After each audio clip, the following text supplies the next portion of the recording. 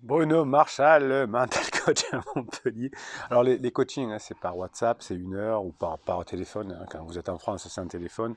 Quand vous êtes loin de l'autre côté de l'Atlantique ou de l'autre bout de la Terre, eh bien, ça se ferait par WhatsApp. Et les 15 jours de suivi, c'est par écrit et c'est par WhatsApp. Dans la formule efficacité, vous avez tout ça en descriptif de cette vidéo, y compris les fameuses formations que, que vous vous arrachez.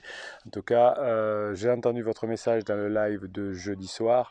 Oui, je vais vous faire pour Black Friday une offre exceptionnelle. Voilà.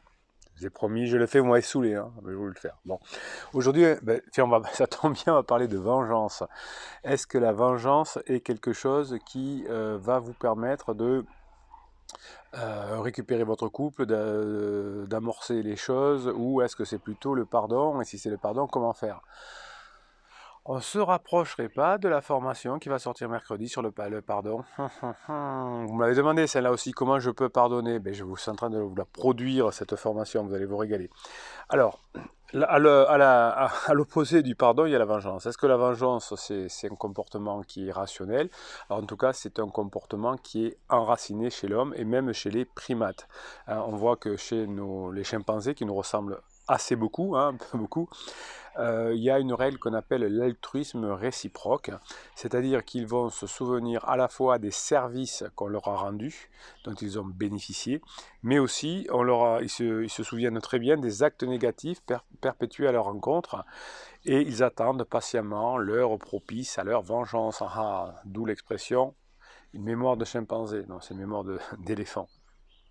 Donc ce type de comportement, hein, d'altruisme réciproque, nous a été transmis par nos gènes, et si vous êtes là, c'est que vos grands-parents, vos ancêtres ont utilisé cette loi de la nature, et si vous êtes là, c'est que vos ancêtres ont utilisé toutes les lois de la nature, puisque vous vous êtes adapté, et si vos ancêtres se sont adaptés, ça vous a permis d'être là aujourd'hui.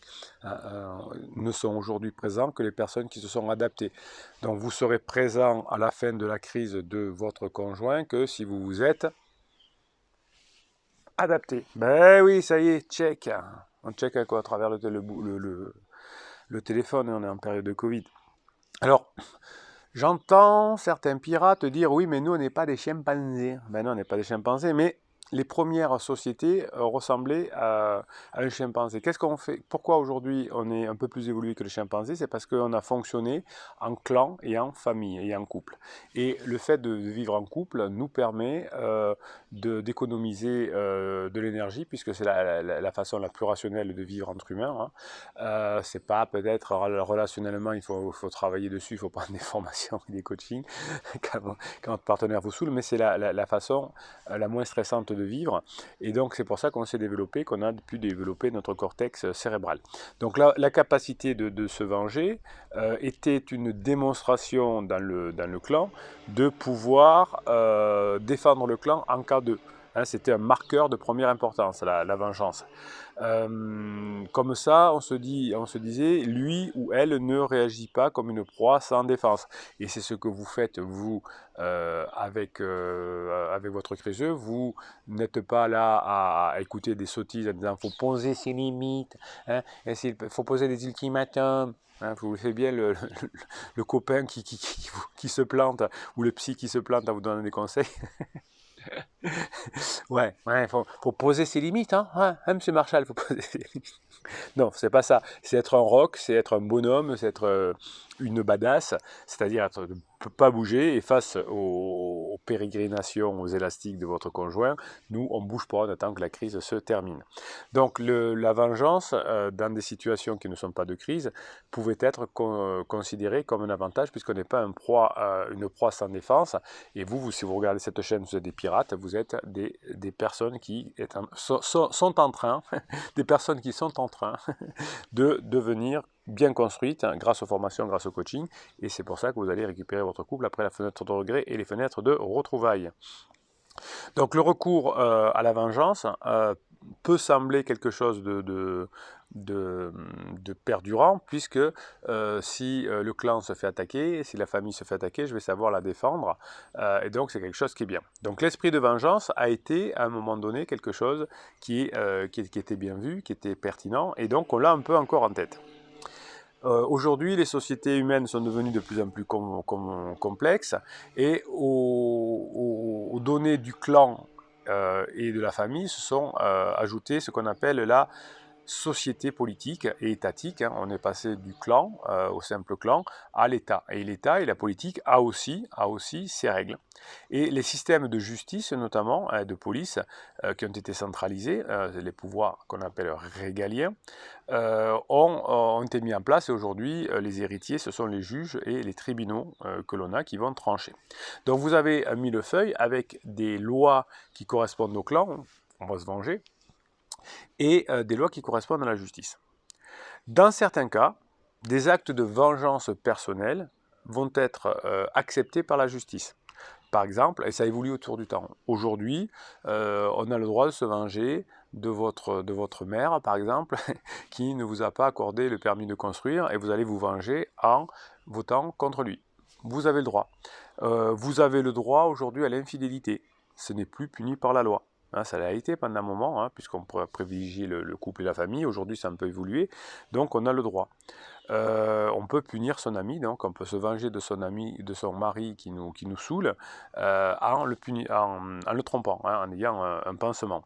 On peut publier un livre d'opinion pour se venger de quelqu'un qui nous a fait une crasse. Hein, on l'a vu il y a quelques années avec l'ex-pansement de François Hollande quand il a été quitté ou qu'il a quitté, on ne sait pas, par Ségolène Royal.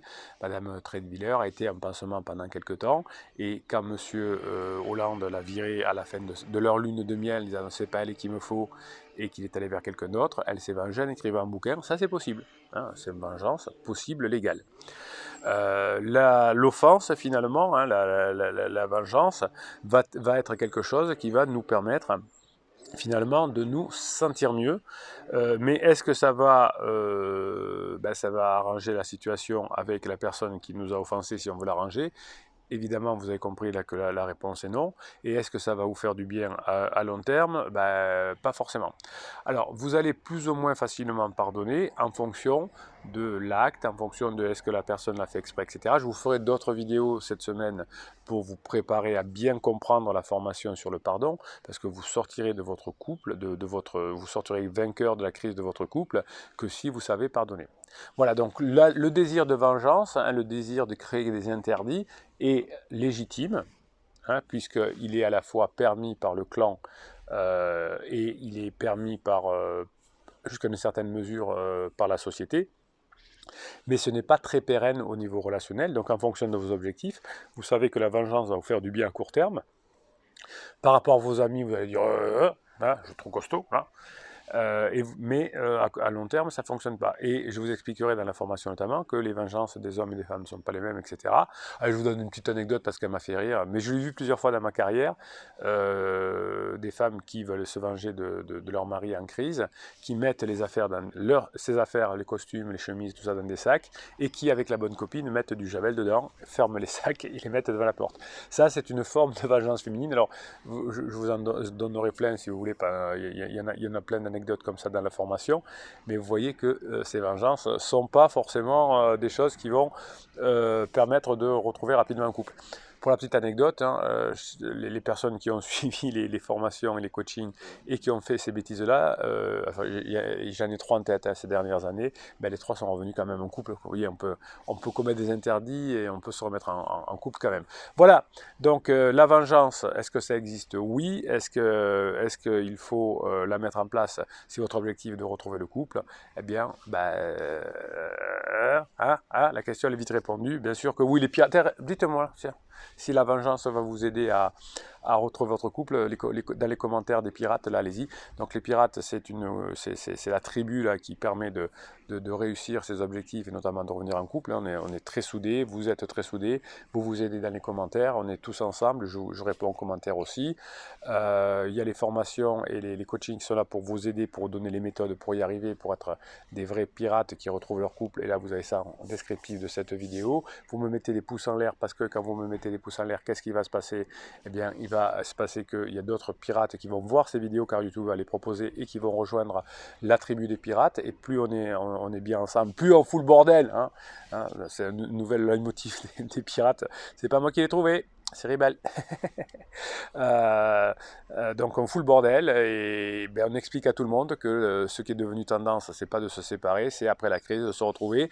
Et les statistiques nous le prouvent chaque jour.